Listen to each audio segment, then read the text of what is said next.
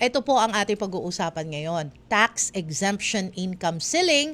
At syempre kasama po natin ang ating legal expert, si Attorney Cecilio Duca.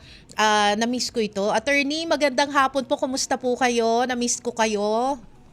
Oo nga, magandang hapon kasama ni Jamie at sa mga taga-subaybay. Oo nga po, medyo matagal-tagal na rin. Oo nga, kasi tayo ay nagbibigay daan sa impeachment. Kaya I'm sure madami ka ding marami ka ding mga mga ano ba to?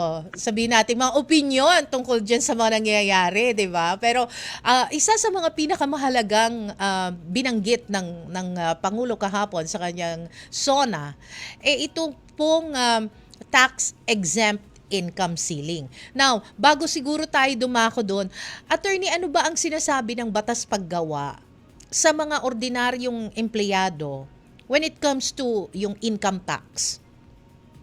Oh, may batas po kasi tayo dun sa train law na Mhm. kapag ka minimum wage po ang sweldo, exempted na ho ito sa income tax. Aha, Yun no, ang nakalagay. kung minimum wage Opo, earner. opo. Oh, nako. Bakit daw yung iba ay sinisingil pa rin sila nung kumpanya? Oh. Kasi ho, pagka nag-overtime, halimbawa, Mm. nakatanggap ng mga additional bonuses, Mm. yun po ay tataas yung kanilang annual income sa minimum. So, Aha. kailangan na po silang ipagbayad ng tax.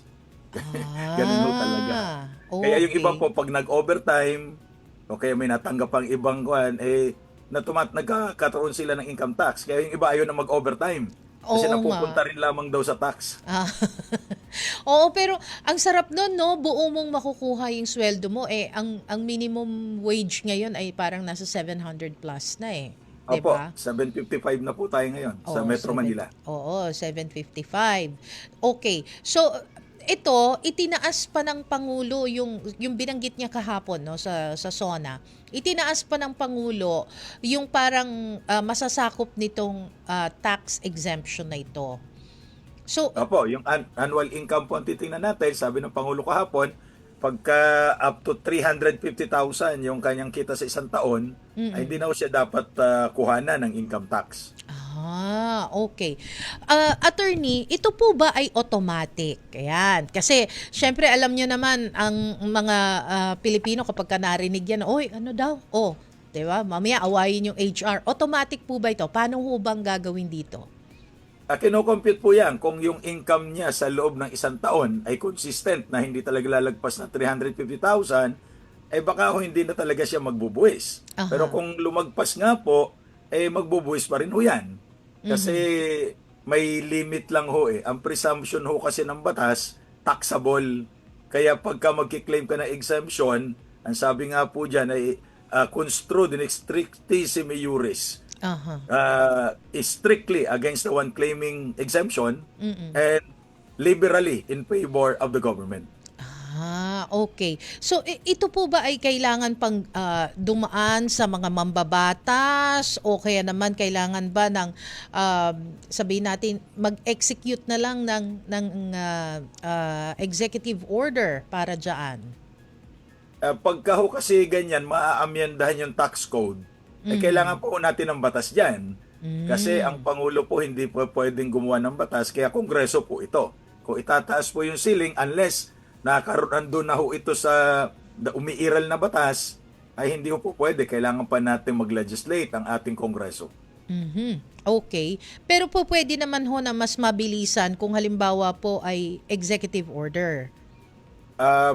Ganito po ang gagawin. Kung wala po tayong umiiral na batas, isi-certify po ito ng Pangulo as urgent measure Oo, para oo. ma-prioritize Para ng Kongreso. i-priority ng Congress. Mm. Pero Opo. again, ito ay kailangan talagang nasa nasa kamay ng mababa at mataas na kapulungan ng Kongreso. Okay. So pag halimbawa po na ito nga yung kautusan ng Pangulo na makatulong para sa pagtataas ng tax exemption income ceiling sa ating mga kababayan, paano ho sa tingin ninyo ito matutugunan, no? At syempre yung iba naman sasabihin, Pagka ganyan, paano naman, kumbaga parang mag-generate ng malaking income from the government, ng gobyerno, no? Kung halimbawa ho na tax exempt na. Marami naman ho tayong ibang pagkukuhanan. Aha. Marami pong mga buwis tulad nun sa gasolina, may excise tax, may VAT, yung Mhm. pong mga sin products at lahat po ng produkto actually, may mga Aha. taxes po yan. Kaya ito ho ay measure na tinatawag nating social justice para yung mga mahihirap talaga o kaya yung mas mataas ng konti ang income ay madagdagan po yung kanilang inuuwing kita at nang Mm. meron namang tumaas naman ang purchasing power nila. Oo, oo. Attorney, eto po may patanong ho dito, no, about 13th month pay. Eto Opo. daw po ba ay kasama doon? Oh, although alam ko Ah, naman walang tax 'yun eh, pero may mga pagkakataon ba na ita-tax pa din ang 13th month? Nasa batas po natin up to 90,000. Kapag ka mababa sa 90,000 yung 13th month pay, Mhm. wala pong tax yun. Pero pag Ah. lumagpas pa na po ng 90,000, yung sobra, yun po ang itatax. Okay. So hindi yung buo kabuuan, yung Opo, sosobra lang. yan Okay. sobra lang po sa 90. So kung halimbawa 100,000, yung 10,000 lang ang bubuwisan. Tama po yun. Kasi yun po Ayun. ang sinasabi ng batas natin. Okay, okay. Ayan na. Dun sa mga HR, nako, at saka dun sa mga nagko-compute ng ano, ng tawag dito, ng Ng income tax. sweldo. Oo. Okay. Eto po, attorney, no. Alam natin na kapag ka po sa isang company ay automatic yun eh. Dinideduct na yung tax, hindi po ba? Opo. And nabanggit po ninyo na kapag minimum wage ay hindi dapat kasama sa mga itatax. Mm. Paano ho ang gagawin ng isang empleyado kung siya po ay tinatanggalan automatic ng tax? Tapos Opo, ako, tapos masungit daw po yung ano, yung HR kapag ka tinanong niya na 'di ba po sabi po wala na daw pong tax ganyan. Oh. Opo, siguro kausapin niya yung HR o kaya Mm. yung kanilang accountant at Oh. sa tanungin niya bakit to ako may tax deduction samantalang minimum wage lang naman ang aking sweldo. So Mhm. baka po ipapaliwanag sa kanya kasi nag-overtime ka. Kaya yung overtime mo yun ang tinax. O kaya may Oh. natanggap kang komisyon. So yung komisyon mo ang tinax. Kasi po lahat ng income natin kailangan nating ipagbayad ng tax. Aha. Okay. Anyway, ang pinag-uusapan ho natin ay yung sa mga pribadong sektor, di po ba? Mm. Ito po ba'y sakop din sa mga government? Saklaw po nito lahat. Sa Hmm. gobyerno po, depende rin dun sa income. Kasi kung equivalent din dun sa income nung private sector na minimum, edi wala na Opo. rin po siyang tax. Pero Aha. kung mahigit na po doon, kasi po tayo sa gobyerno may salary grade, kung mataas na po yung salary grade, ay taxable na rin po yun. Okay. So, itong mga ganitong mga usapin medyo kung minsan talagang yung iba kasing mga Pinoy medyo nahihiya, no? Or yung Mm. iba nga, yun nga, hindi ko nababanggitin pero may ibang mga natatanggap ako na feedback. Masungit daw yung ano, yung HR, ganyan, sinisimangutan sila. So, Mm. kumbaga parang hindi niya matanong na bakit po ako binabawasan ng buwis, hindi naman pala ako dapat na babawasan ng buwis. So po pwede ho bang tanungin niya, saan napupunta yon yung ibinabawas? Tama po yun. Kasi kailangan po nire-require ng Korte Suprema na lahat Mhm. ng employers ay magbigay ng payslip. At sa Aha. payslip po nakalagay kung ano yung mga deduction. So kung may question ho siya dun sa mga deduction, halimbawa ay nakalagay withholding tax, sa tingin niya minimum wage earner lang naman siya, Mm. karapatan niya po na mag-inquire doon sa Mhm. HR or sa kanyang manager, bakit po ganito at may deduction. So Aha. para magkaliwanagan. Ngayon Mhm. po kung talagang ayaw naman ipaliwanag ng employer, pwede po siyang dumulog sa pinakamalapit na opisina ng BIR para Aha. matanong, inire-remit ba ni employer yung tinatanggal na tax sa akin? Kasi baka binubulsa ho. Aha. So ibig sabihin ho, pag nag-remit yung kumpanya, let's say meron, yung isang kumpanya ay mayroong 10 empleyado. Apo. So, pag nag-remit siya sa BIR, kailangan naka-reflect doon na 10 empleyado lang. Opo, naka-reflect po yon kasi may binibigay yung sa Individually. listahan. Opo, isang Oh. listahan lang po, pero nakandun yung mga tax na iniremit at binawas sa income tax. Okay. Nako, mukhang mukhang kailangan kausapin mo talaga yung ano ninyo. O kasi isa sa mga tinanong din niya, no? Isa din sa mga Mm. tanong. Parang yun nga, konti lang naman daw sila sa company. Mm. Pero yun, parang nagugulat siya na parang pagdating sa mga kaltasan and mga taxes and all, dumadami sila bigla. Ganito po yon kasi regardless kung Mm. ilan po ang empleyado natin, Mhm. required ho tayo na magkaltas ng withholding tax ang employer at yan naman po ay ire-reflect doon sa kanyang income tax return. Ngayon Aha. kung duda ho siya, po pwede mag-verify sa BIR na pinakamalapit sa kanila at itanong kung talaga ba nagre-remit si employer. Kasi kung hindi Aha. po, ay makakasuhan po ang employer dyan. Nako, eto na. Ito yung susunod na tanong. Okay. Yung susunod po na tanong ay ito.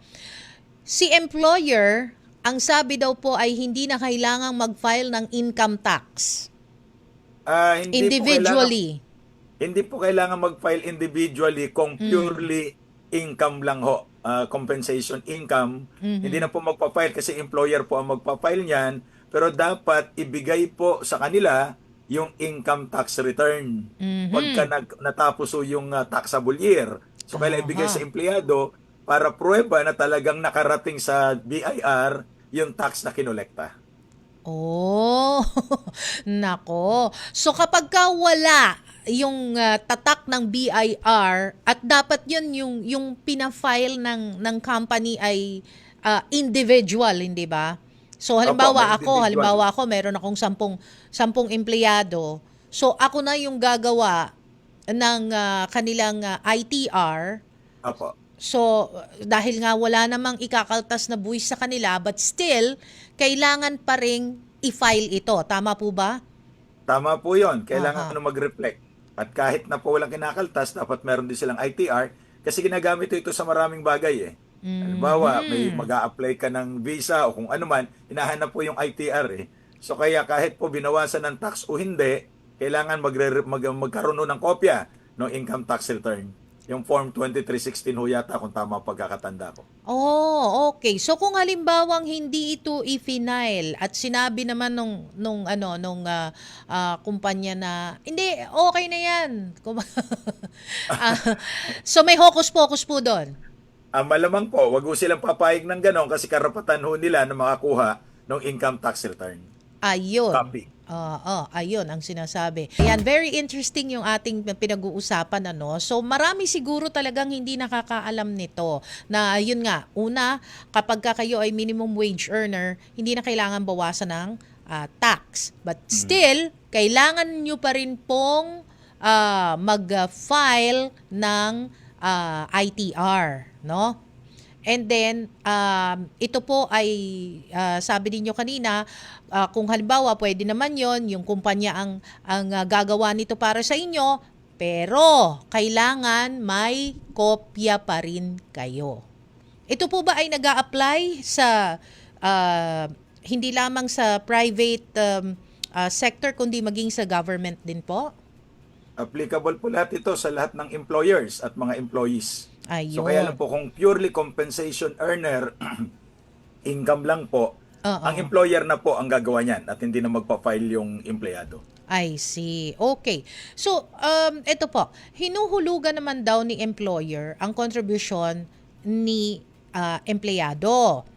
Mhm. Pero, ano ho yung kakaharaping consequences ni employer, no? Kung hindi niya inire-remit pala yung kanyang kinakaltas. Nako, marami pong kakaharaping criminal cases yung employer. Una Aha. po, yan ho ay tax evasion. Pwede rin Oho. pong estafa yan. Pwede yung paglabag doon sa ating mga batas sa tax, sa income taxes. Marami po ang pangaharapin ng employer. At baka ho, pwede pang maipasara yung kanyang kumpanya. Nako. Okay. So, if malaman natin, halimbawa, na mayroon pong laktaw or na-miss na buwan ng pagbabayad, ano ho yung unang dapat na gagawin? Like halimbawa, alam mo naman, halimbawa ikaw sa sarili mo, alam mo na talagang kailangan kang magbayad ng buwis dahil hindi ka kasama dun sa exemption na yon at pinabayaan mo lang siya, hindi nakaltas sa payslip mo, ano pong pwedeng mangyari? Ang ginagawa po kasi niyan, dahil kung withholding tax po ito at nakalimutan, yung employer ibinabawas pa rin ho. Kaya minsan may mga pagkakataon po na umabot na ng December, ang sasabihin may tax adjustment. Kaya ang laki nung kinaltas doon sa kanyang sweldo para mapunuan po yung hindi na ibawas ng mga nakaraang buwan. Okay. Ang pagbabayad po ba ng buwis ay parang 13th month din na prorata? Halimbawa po ay pumasok ka mid-year sa iyong opisina, ang pagbabayad po ba ng buwis ay ganun din po? Parang, kumbaga parang merong retroactive or paano po ba? Kung ano lang po yung kanyang kinita, halimbawa po ngayong July lamang siya na-employ, ngayon lang po magsisimula yung tax na kakaltasin sa kanya. Pero kung lalagpas po siya doon sa allowable exemption, ay hahanapin po ng BIR yung mga kinita niya from January to June. Kasi baka lumagpas doon sa exemption, ay liable ho siya doon. Dapat niya ipagbayad yun. Nako. Medyo pagka ganitong mga usapin, pag pera at mga taxes, medyo masalimuot talaga no. Oo. Oo. Okay. So, kung sakali ho na mapatunayan na hindi talaga inuhulog ang contribution ng isang empleyado, halimbawa po ako, anong gagawin ko? Ano yung first na hakbang na pwede kong gawin? Una po, hingiin yung kopya ng ITR. Pag walang naibigay na kopya ang employer, baka talagang hindi na i-file. So po pwede ho magreklamo doon sa BIR. At Ayun. para ma-inspect ho itong employer. Oo. So, hindi pwede yung pasungit-sungit lang Ay. si accountant or si HR. Oo. Maglabas ka ng pruweba, ma'am, sir. 'Di ba? Dapat to may resibo. Oo. Ayan. So, BIR lang po ba pwedeng humingi ng tulong? Pwede rin po sa Department of Labor kasi baka hindi alam ng employee yung yung BIR. Sa Department of Labor, pwede rin nung magpatulong at hindi naman ho tatanggihan yan. Aha. Okay. Yung po bang mga benefits like SSS, PhilHealth, ano pa, yung pag-ibig, ito daw po ba ay dapat din na tinataksan ni employer? Grabe naman sa employer. Oh. Exempted po yan. Kaya po pag itinax kayo, hindi tatanggalin muna yung mga contribution ho, sa PhilHealth, sa SSS at yung walang kamatayang pag-ibig, tatanggalin ho muna yan. Tapos saka pa lang ho kayo itatax kung ano yung matitira. Okay. So mali yung tawag dito yung halimbawa sa isang kinsenas, halimbawa lang, 25,000 ang kinikita mo. Opo. So, kailangang alisin muna lahat yung mga deductions bago magbawas ng tax. Tama po yun. Halimbawa po, ang contribution sa SSS ay sa salary bracket niya ay 1,000. So, babawasin po yun doon sa 25. Kung ang contribution for example, sa PhilHealth ay 1,000 din, aalisin din po yon. At sa pag-ibig po, ang alam ko 200, so 2,200 kakaltasin doon sa 25, yung natira, yung po ang itatax. Aha, okay. So, ayan po, malinaw. Kasi ulugi naman kapag kapati yung gross ang itatax, hindi tatanggalin yung mga mandatory contribution. Oh yeah, oo. So parang wala na ring matitira doon sa empleyado no kapag ka ganun. Oo, Ayun. tama po yun. Aha. Okay. So talagang kumbaga ito hong mga ganitong mga tawag dito, ito hong mga ganitong mga sabihin nating pagtatax na ito dapat maging very keen ho tayo dito no. Paano kung halimbawa ho mga freelancer, mga ganyan. Dapat ho ba talagang meron silang sarili nilang resibo? Paano po? Pagka ganyan po, magre-rehistro sila, either negosyante o professional, practicing their profession, kailangan po rehistrado sa BIR para makapagbayad din po ng tamang tax. At pagka ganyan po, nag-i-issue dapat sila ng official receipt para yung resibo, yung po ang kinakount ng BIR para doon sa kanilang taxable income.